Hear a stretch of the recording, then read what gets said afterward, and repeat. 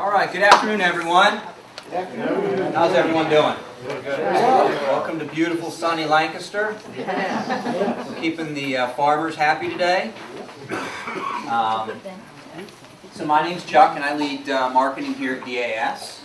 And the goal in the next 45 minutes or so is to kind of walk through and think about the shopping experience. First, from the shopper perspective and kind of their cognitive process as we think about and we shop. In the handout, you'll see in the last page there's kind of an action plan page. So we're going to, after we kind of do the front end of this, we'll get into kind of the steps of the shopping process. And the thought or the goal, if I do my job, is it might inspire some thoughts that how in your store you might be able to take some action. If that doesn't happen, there's not a spark. There was thoughts earlier about spitballs, so I'll probably take on the spitballs. But hopefully somewhere in here there's some inspiration that we can make practical in our businesses. So with that, I'm going to go ahead and dive in. So here's the first thing. This is kind of a crux to the whole shopping thing, and it starts with our cognitive ability. Cognitively, we can only hold in our brain about 7 chunks of information, okay, simultaneously. And so this is known as selective perception, right? For those of us who might be here with a spouse, selective attention is different than selective perception, but we're just going to keep that in the home. We're not going to bring that here into the classroom. But then the challenge is when you get into an active situation like a store, you can only hold 3 bits of information, right? Because you've got other stimuli going on. So the question is, when we get in a store that looks like that, how can we attempt to process thousands of points of information, right? I talked to a store, and every month they put out a sign kit, and it has 500 signs every month, right? What can we do with 500 signs? So this is the first point of this, is thinking from the shopper point of view, what it is they're able to process. So I'm going to take you through a couple of clips of videos. We've all seen these little Google Glass things now. Well, there's a shopping technology. Essentially, people wear these glasses, and they simultaneously look forward, and they look back at the person's eye, and they can tell what people fixate on. So what you're going to see here is someone in the shopping process, and you're going to see what they see, and they happen to be, in this particular case, looking at barbecue, grill-related stuff.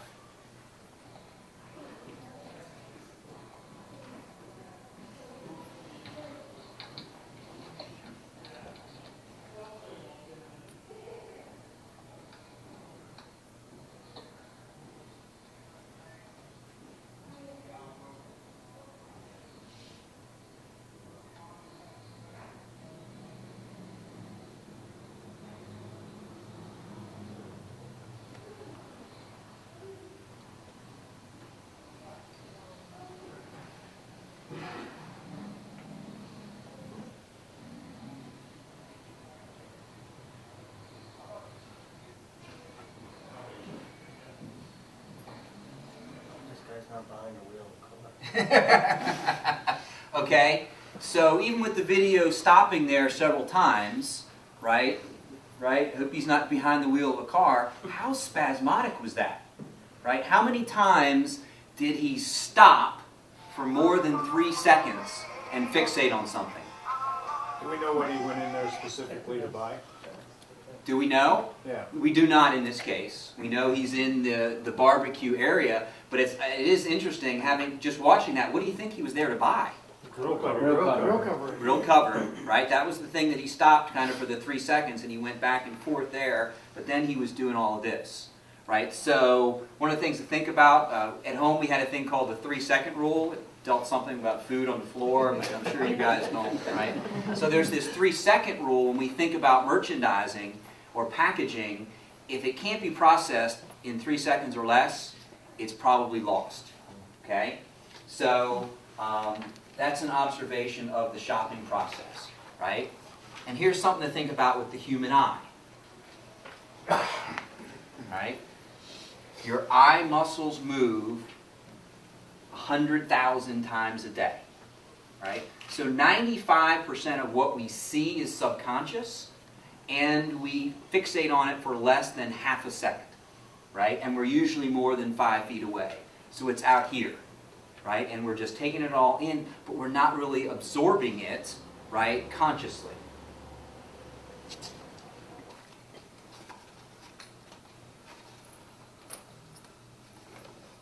The monkey business illusion. Count how many times the players wearing white pass the ball.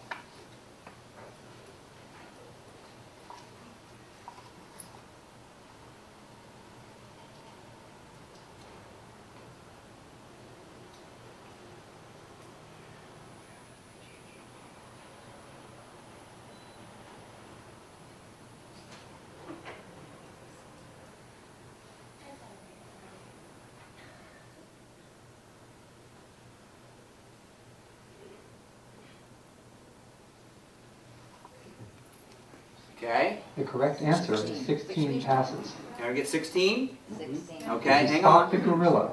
Who saw a gorilla? For people who haven't seen or heard about a video like this before, about half missed the gorilla. If you knew about the gorilla, you probably saw it. But did you notice the curtain changing color for the player on the black team leaving the game? Okay. Let's rewind and watch it again.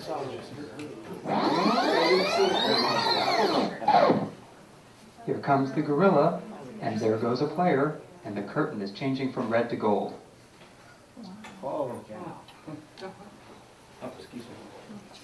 Okay, When you're so looking for a gorilla, you often miss other unexpected events. again, this gets to the And shopper's that's the monkey mindset business illusion. and this idea of inattentional Learn blindness. more about this illusion. Right, again, in the there's only original so much gorilla we can experiment process, at theinvisible.com. This. So now if someone's coming in and they're fixated on one thing, and we're trying to make them do all these other things, like when they come into our travel plaza, what's the first thing the pro driver wants to do? Go to the restroom, right? So until they take care of that, are they really a shopper? So perhaps they're starting at the restroom and shopping our store backward, right? Whoa, what does that mean? Okay, so again, it's trying to get into their mindset and how and when can we make them a browser and a shopper and a buyer. This gets into some convenience store statistics. So there's 100 people who come to a convenience store. What percent pay at the pump versus pay inside? If I pay at the pump, do I come into the store and then purchase an item or just pay for gas? Those who come into the store, just pay for gas, purchase an item. So we kind of have this decision tree about those who come on the lot. And then when they do, how much time do they spend shopping? In a convenience store, the average shopping time is 140 seconds, right? In a travel plaza with the pro driver, what's the average shop time of a pro driver? How long are they in the store? What's that? About an hour. Right? Over lunch, in there for an hour. In the evening, 3 or 4 hours. could be 3 or 4 hours. So we've got someone who's in there, right? What's 3 hours times 60 minutes times 60 seconds versus someone who's in there for 140 seconds.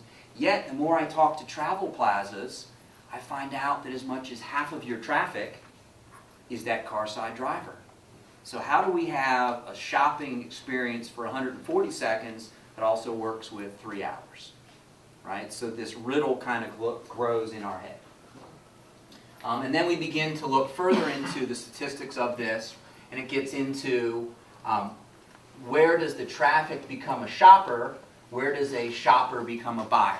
And we begin to see things like primary and secondary aisles, end caps, freestanding displays, and the countertop itself, right? And then in areas within the store, how often do they pass by? Do they stop? And you get into this stopping power thing. So for a car side customer, right, sometimes we have a gas door and a diesel door. So what's the probability of a car side customer getting to something that's in a back aisle on the diesel side? Very low. Right? Very low. Right. Right?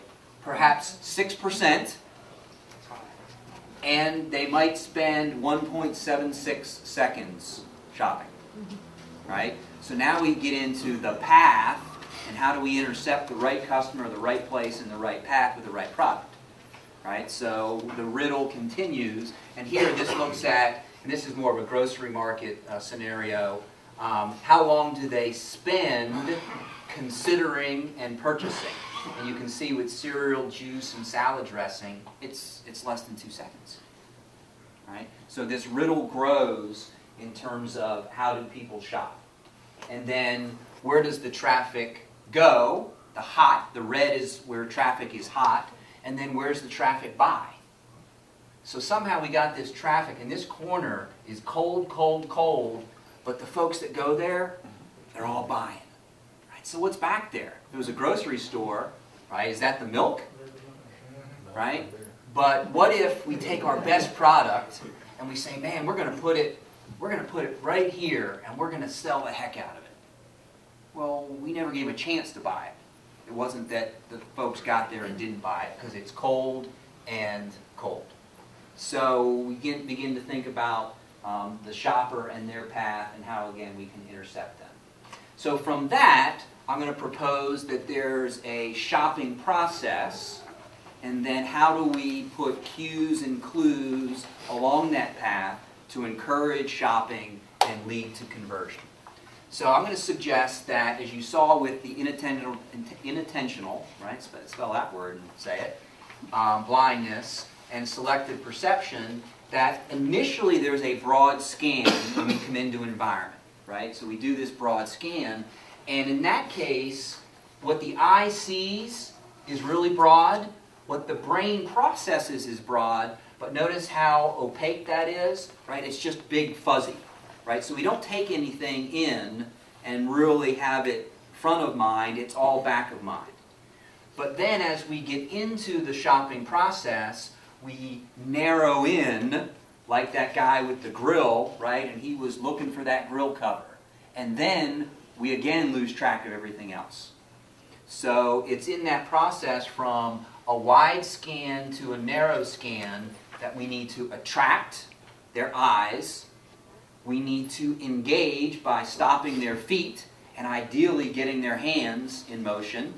Right? What happens when a customer touches a product? Right? What happens to the probability of purchase? It goes up 50%.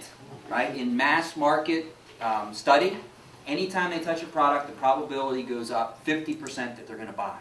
So how do we get them to touch the product? Right? So demonstration, it's not coincidental. Down on the trade floor, in some of the booths, we're encouraging demonstration of our different new innovation products. We want you to touch the product.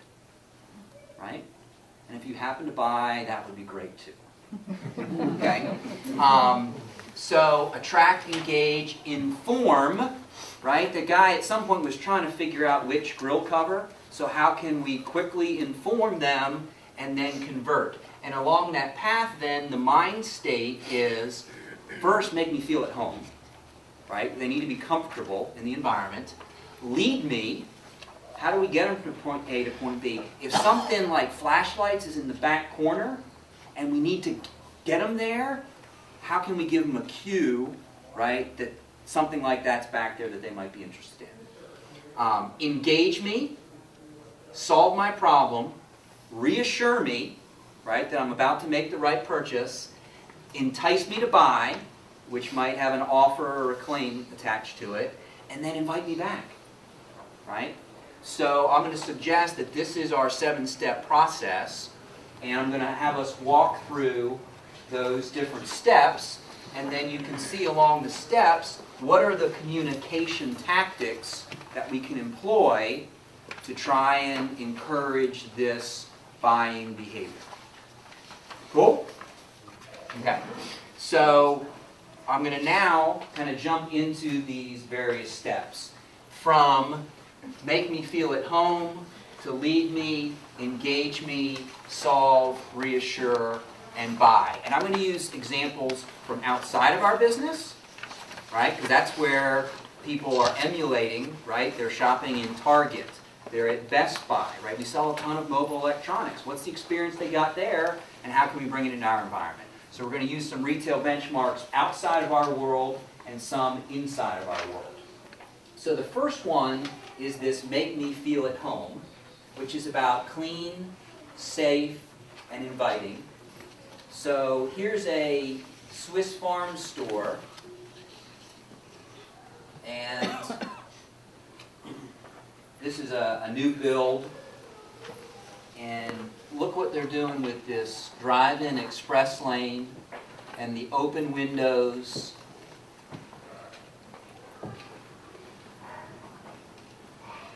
Right, how clean and simple it is, well lit it is. I look through the window and I'm seeing interactive signage.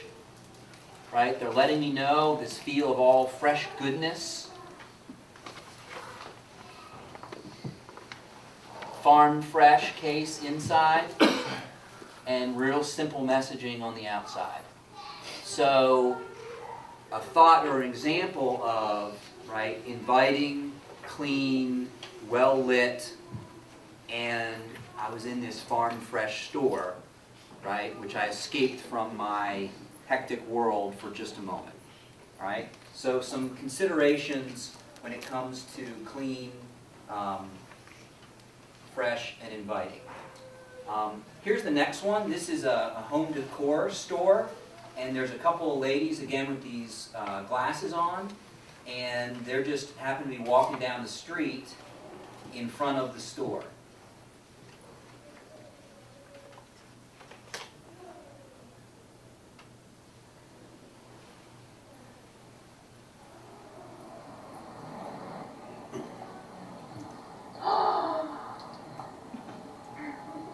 It just tells me to come inside.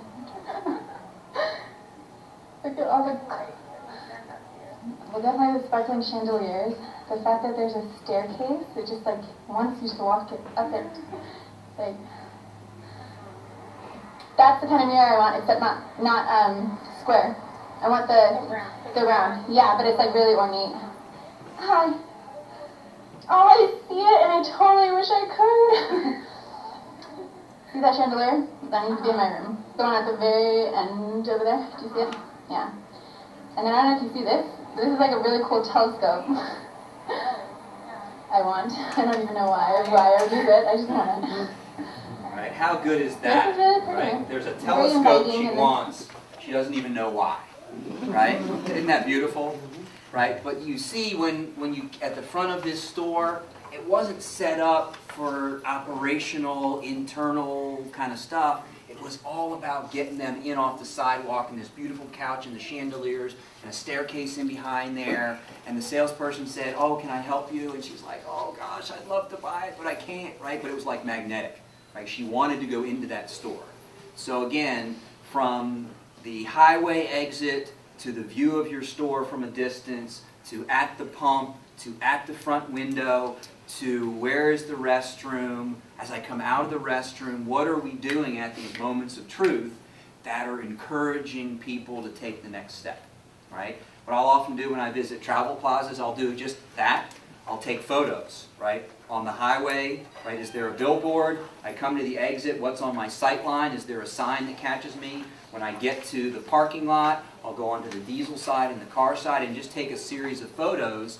And I'm often surprised when you look at the photo versus what you thought you saw, particularly if we're very familiar with our locations and you've been in there 1,000 times. Suddenly when you see a set of photos, it's like, whoa, there's something there I didn't see before. There's something I don't want to see, and there's something that I do want to see. And it makes us think about those steps along the path to purchase. Okay. So here we begin to get more and more into the process. So the first step is lead me, right? Can anyone tell me where the baby stuff is? Right? Baby is blue, and they let me know here, and then the shelf strips, and these little lollipops right down the aisle, right? Health is back here. feminine care is here. The whatever brand is right here, the other brand is here. So they put these visual cues, and what happens, right, if I become, this is CVS, if I become a CVS shopper, I don't even have to think about it. I know I'm going for green or I'm going for blue, right? So they've created this. The other retailer that's great at this is Target, right? Target creates back to school, and they put an icon at the front of the store, and you just follow the icon, right? So the first thing is, can they find their way in your store, particularly if this car side traffic is there once a quarter, right? Or maybe it's their first and only time, or once a month, versus the pro driver that's in there twice a day, 20 times a month. So here's in a travel plaza world. You can see one of the things we try to do is create sight lines.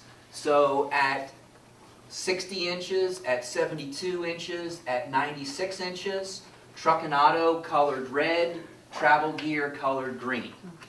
So we tried to put cues along the way that someone might say, oh man, I do want to listen up. I've got this thing and I forgot my earbuds, right? Or truck and auto, yeah, I do need driver safety stuff.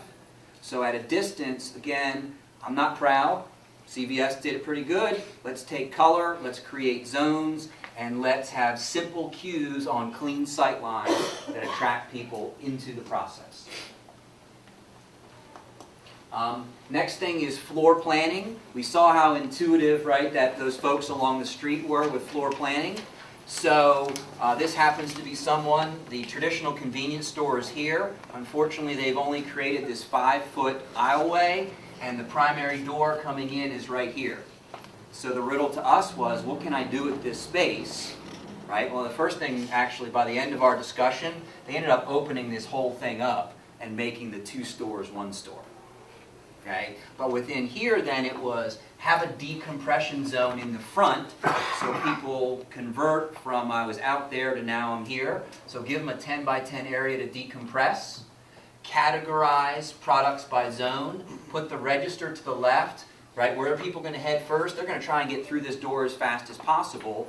We put the gondolas on diagonal. In part, we wanted to create the bounce effect. Right? So whichever way they went, they were going to still get where they wanted to go, but they were going to bounce into things, put seasonal stuff right at the front, which hopefully makes them say, oh, it's coolers and koozies and whatever. It's summer stuff, right? Suddenly I become a shopper as opposed to I'm just heading to the restroom. And then the same thing coming back from I went to the restroom and I'm heading back to the rig. Let's put promotional stuff in front of their eyes. So maybe price is what's going to catch their eye, not seasonality. We suggested that they put a work zone over here for pro drivers. One, it would add to kind of loyalty and it's a service they're providing. At the same time now, what's going to happen to dwell time? Or if this guy's on this route and he knows he's going to have time stuck trying to get his stuff off the back of the truck, he'll kill his time here, get some fresh food over here, he's doing his work, and maybe he sees a portable stove, or he sees a fan, or he sees a blanket, right? That, oh yeah, I need that for the long haul. So here, again, we thought through aisle widths and directions, categorization, taking advantage of impulse on end caps at the register, electronics over here, the TVs mounted on the wall to draw people in, right? Doing different things to try and affect their path to purchase. The next thing is engage me. So here's our friends at Best Buy, and I can go up and I can play these games, right? So here's my Xbox stuff, here's my PS3 stuff, and maybe I already have this, but if I need accessories for this, where am I going to find those? Right? The green colored stuff within arm's length. Right? So we found when we put GPS on an end cap, what do we put underneath the GPS devices? The accessories, right? We put the Bracketron stuff under here, and when we moved it from there to here, sales went up as much as 50% on a like item. Why? Because it's adjacent, and maybe they're not going to spend $300 here, but you know what, I got the one I have, but I really need a mount for it. So using adjacencies, but interactivity is going to stop the feet and put the hands in motion. Right? Now we've got a shopper, not someone who's just driving by. Okay? So interactivity. So here's one of our customers in the South, and if you note the 3 end caps here, here's a complete electronics engagement center, with tablets and GPS and Sirius XM. There's that Bracketron stuff we talked about, right? Here's end cap 2. This is all about power up, and we have an information panel, how to choose the right power for my device. And then the third one, this is our learning center. So behind glass, all lit up, I call it the Bluetooth jukebox. And then I can press the button and I can learn about these different things. Here we let them touch, right? It's mounted stuff. Here, because of theft deterrence on these products, we can't touch them, but we can experience them through audio, video, interactive, and we look through the case and hopefully we drool, right? And they say, man, I want A3, let me take it, let me go to the counter and get that. So here's how we've done interactivity along the path, and the registers are up front here, my diesel door is here, and we're trying to get them to stop and touch, and now they're going to dwell. Okay? So this whole engage me step inside. Next one is solve my problem. So this is having category solutions. This happens to be in the airport, right? So we're going from gate A to gate B. And we want to make sure the plane's on time. We got all this stuff going on, all this distraction. And you walk past this place called Gadgets to Go. Right? Gadgets to Go. And back here it says journey and create and relax. And so they're giving us what we want to solve. And then they're saying, hey, we got sound to go. Here's power to go. Here's needs to go. Here's kids to go. Right? So I can say, you know what? I'll give him 90 seconds on power to go because I forgot that thing. Right? Or kids to go, I got little Johnny and I've got 4 hours on a plane and I forgot the bear.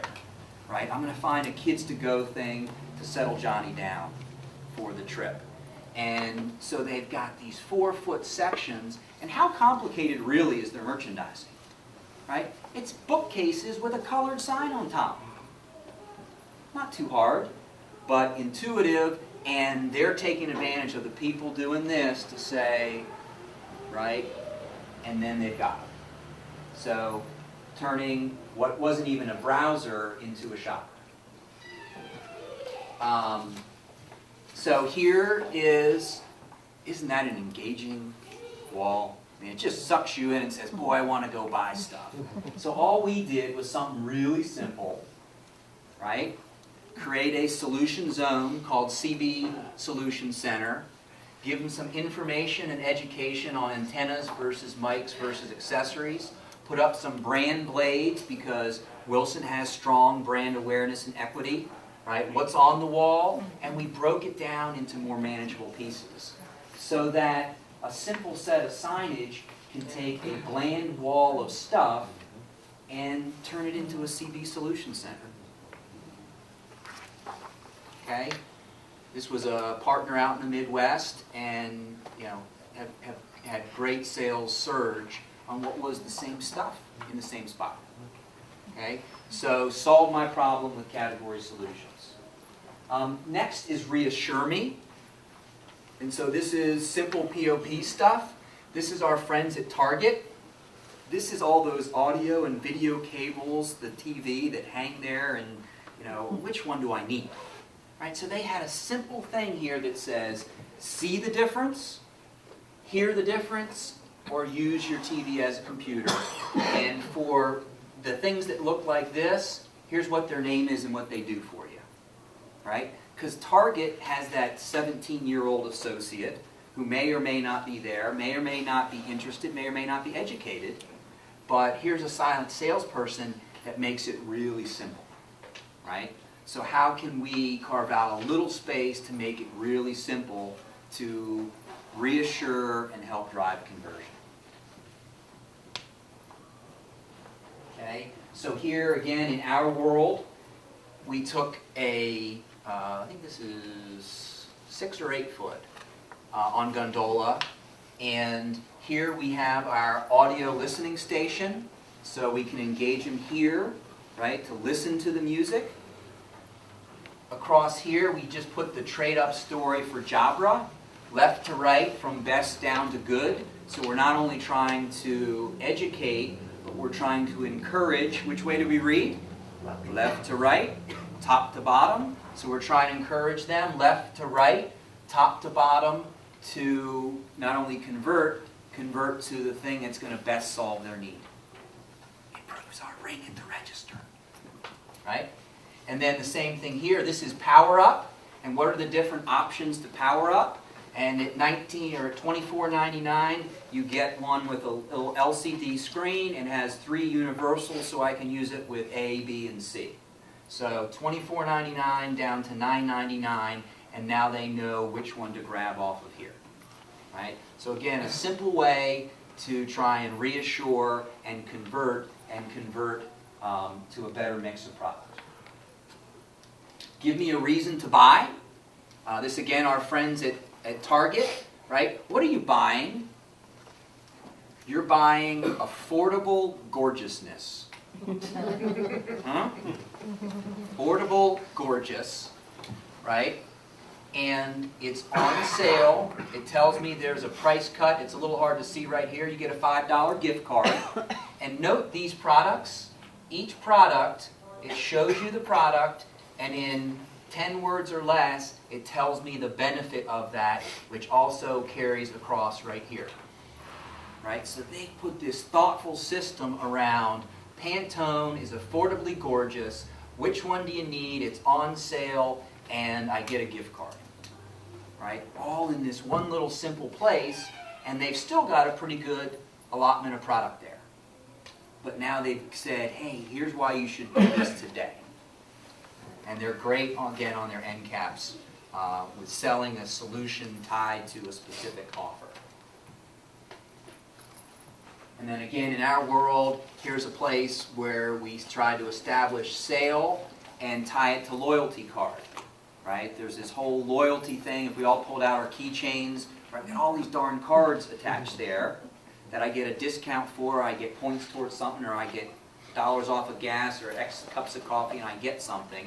And so here's a way you can rack up or redeem points, particularly for these long-haul drivers, twice a day, 20 times a month, 40 visits. What can you do to make your store part of their habitual cycle? Right? And give them a specific benefit of points or price off for being in your club. Okay? So that's the reason to buy. Which then really leads us to our action plan. And if we go back through from where we started, from attract, engage, inform, convert, what mind state are they in?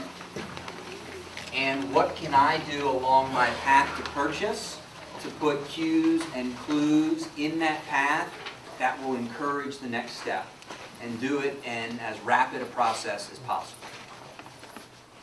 Okay?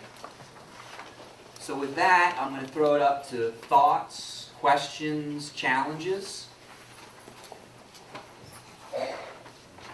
Yes?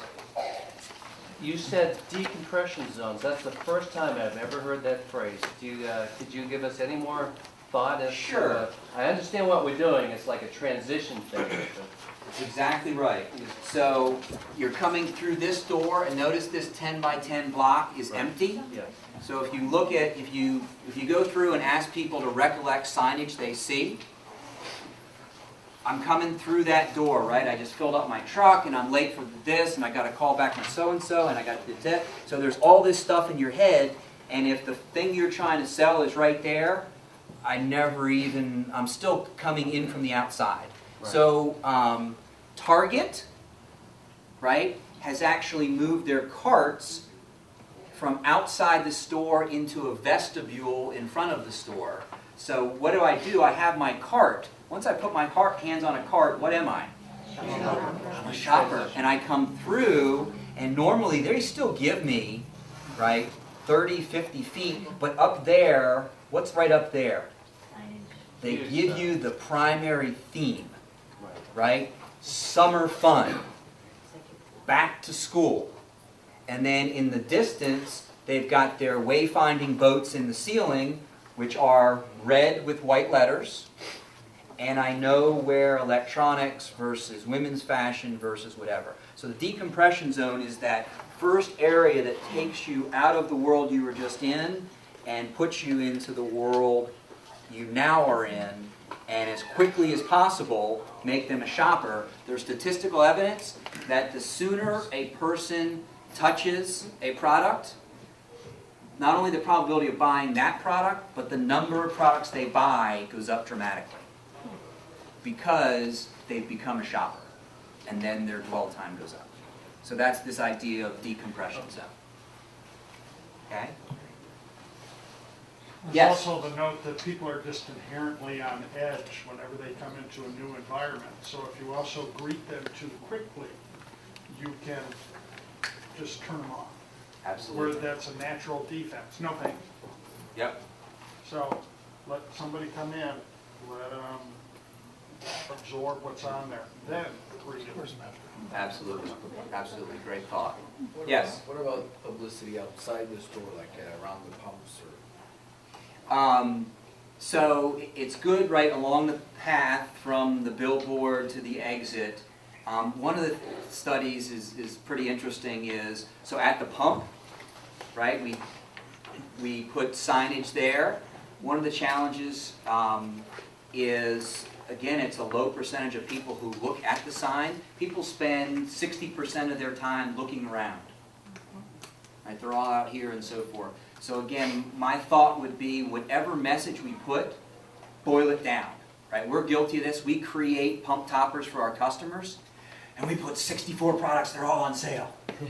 Right? And who's going to read about 64 topics and the font is down to like a 6 font? Right? So why don't we just put something that says, relax, come on in. Right? Enjoy the journey, and put a product that ties to the season that they're like, oh, yeah, I do need a blanket right now because it's cold.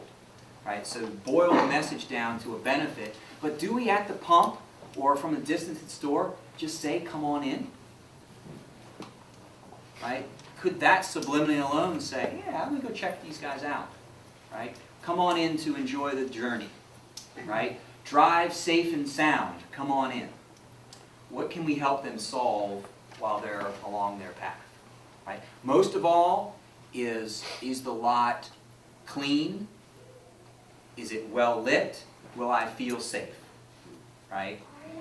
Then the path from the pump to the front door, what's a simple message that encouraged me to come on in? Okay? How about anything that any of you have thought about as you've seen this and said, boy, you know, this isn't rocket science. I need to do this when I get back to the store. Any thoughts we can share? Yes?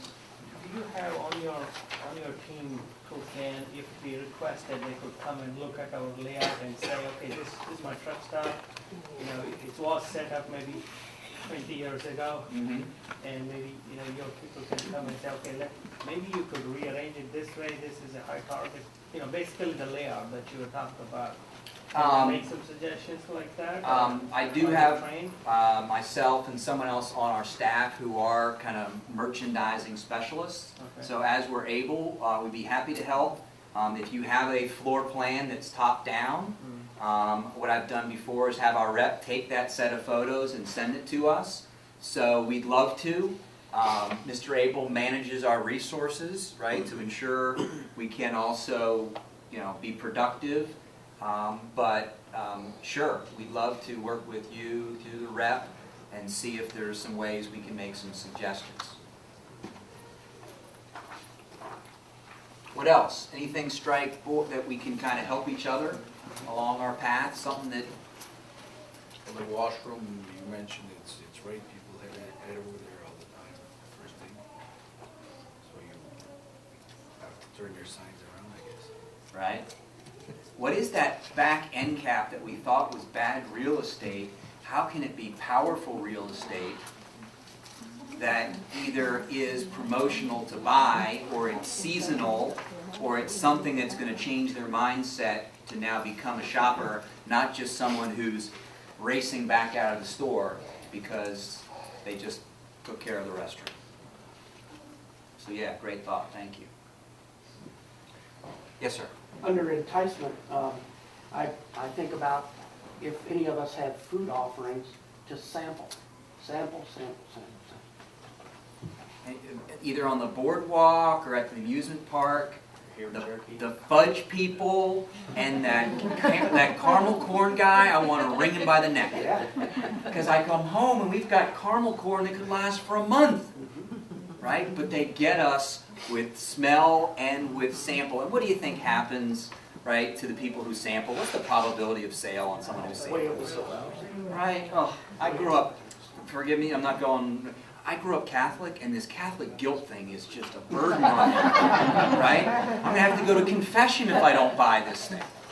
So, absolutely, right, getting them engaged in sampling is a great thought. Yes, sir? The washroom, is it a good idea, in your opinion, to have it clearly marked where people, when they come in your location, know where the washroom is? Or do you want to disguise it a little bit so if they walk around your location? Yeah, so this is what I call the Las Vegas trap, right? Because what happens where do all roads lead in Las Vegas? Slot machines. And there's no windows, and there's no clocks, and there's like fake air. And so the problem with that is at some point, right, we're ADD generation, right? So we get instantly frustrated. So what I would say is make it clear, right, because convenience is critical. But then if we think about that path and intuitively put the right stuff on the way there and on the way back, because we're going to remember and maybe not make that a destination for us in the future. And if that frustration is one of the 3 chunks in their mind, they don't have room for some of the other chunks that we might want to engage them in.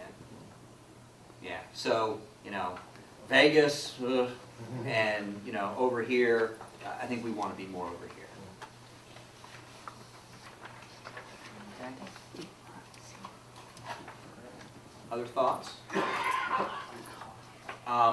So in the back right-hand corner of the show, we've got our whole merchandising solution zone, and you'll see wayfinding signage, and you'll see engagement and demonstration things. You'll see information panels inside of sets.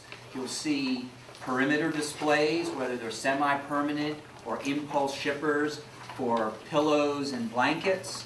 We'll see novelty impulse displays. We're trying to design a hard set of fixtures in modular formats that accompany the right solutions along that path, and simplify the path and have tools that reassure and help lead to conversion. So we can help you back in that space. Derek, our merchandising guy, is back there throughout the show, and work with your sales reps. We'd love to put those tools into your toolbox to help influence this path, leading to conversion, satisfaction, and they come back, and they come back, and they come back. Okay? Great. Hey, thank you for your time.